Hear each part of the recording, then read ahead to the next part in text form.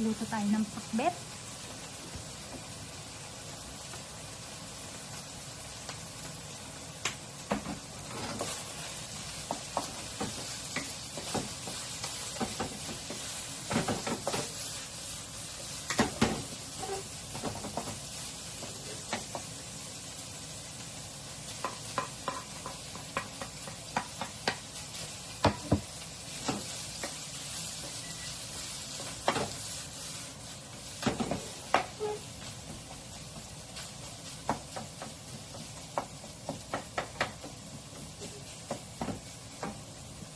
Dahil sa Pilipino ang nanay nila, kailangan nilang kumain ng traditional na pakbet. So, syempre may alamang yan. Hindi naman sila nagre-reklamo. Dahil hindi naman ito yung unang beses na makakain sila ng pakbet.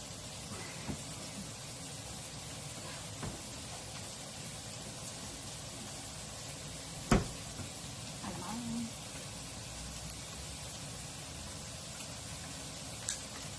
Buti na lang talaga kahit di ka uwi ng Pilipinas, makakabili ka rito ng mga parawak pa rin ng Pilipinas, kaya makakain mo yung mga gusto mong kainin na nasa Pilipinas.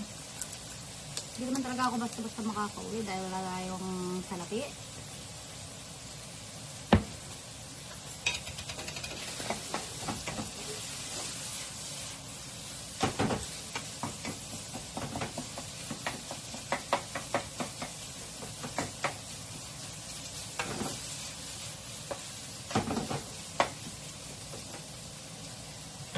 Ito na nga pala yung ating mga hiniwang gulay.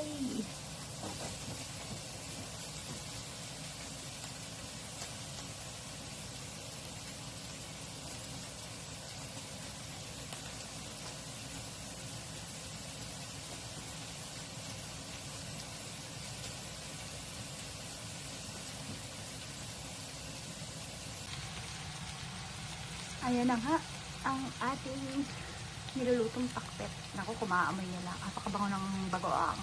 Diba? Nilagyan na natin ang raw sibuyas, ang labasa.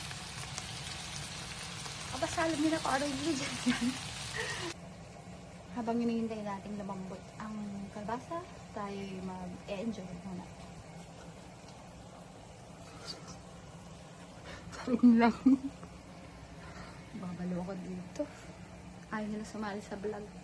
So, pag sikat na ako, tsaka na daw sila papakita. So, please, pasikatin. Malambot na siguro yung ating kalabasa. So, ilalagay na natin ang ibang mga gulay. Ito palang ulam na. Mga talong, ang okra. Dati naglalagay pa ako ng chicharon, kaya lang wala tayong chicharon for today's video. Kaya magtiis na lang tayo sa not bad. Baboy pa rin yan. No? Karne pa rin yan.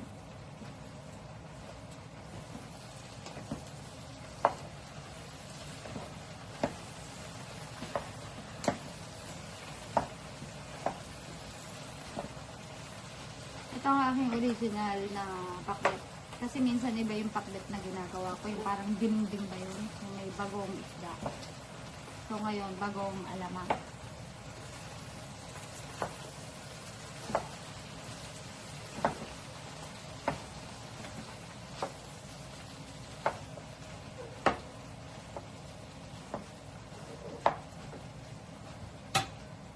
Konting kembot na lang.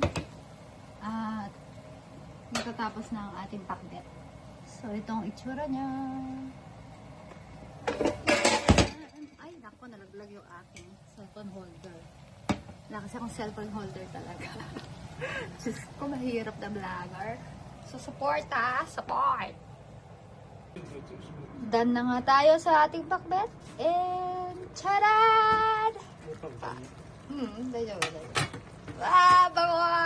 Nilagyan ko nga pala yun ng spinach. O, diba? Para green leafy vegetables ang ating peg. So, kakain na tayo. And I hope gayahin nyo ang ating pagpapakbet. Dahil talaga namang asarap ka. Nilagyan ko nga pala ng tubig para may sabaw tayo. Ha? Charan! Ito na nga pala ang ating nalutong pakbet. Huwag nyo nang pintasan at talagang ako lang to. At ayan, kakain na nga. Hindi nga sila nakatiis. Nauna na silang kumain dahil sa sobrang sarap. Ito nga pala ang aking pamilya. Ay, Diyos ko. O, diba? Ayaw nila magpakita. So, pag sikat na ako, tsaka sila magpapakita. So, guys, please support my videos. Bye! Kakain na ako talaga. Bye-bye.